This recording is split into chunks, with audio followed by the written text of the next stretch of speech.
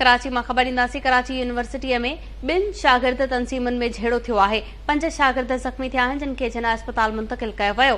काल्ह यूनिवर्सिटी जे student organisers ऐं security in charge खे हिक शागिर्द तंज़ीम धुर पारां धमकियुनि ॾियण वारी दरख़्वास्त इंतज़ामिया नोटिस न वरितो।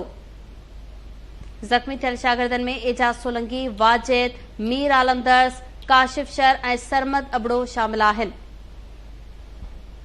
आख़िर ॿुधाई पिया कराची यूनिवर्सिटी में 2 शागिर्द तंज़ीमुनि में झेड़ो थियो आहे।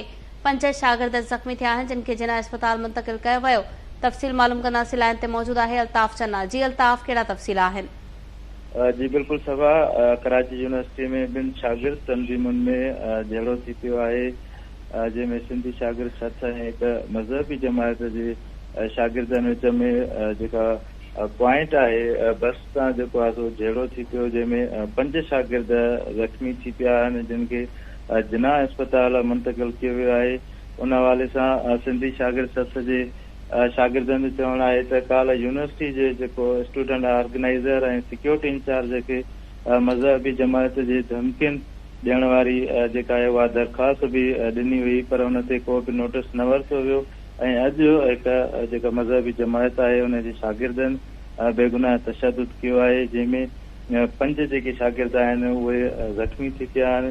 ज़ख़्मी शागिर्दनि में एजाज सोलंकी, वाजिद खिची, मीर आलम दर्स, काशिफ शर ऐं सरमद अबड़ो जेके आहिनि उहे शामिल आहिनि।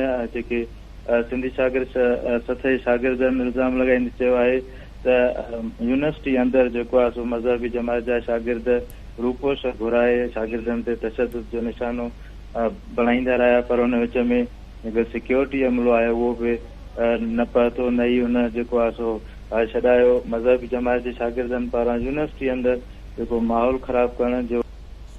अल्ताफ़ चन्ना, तफ़सील ॿुधाइण लाइ महिरबानी।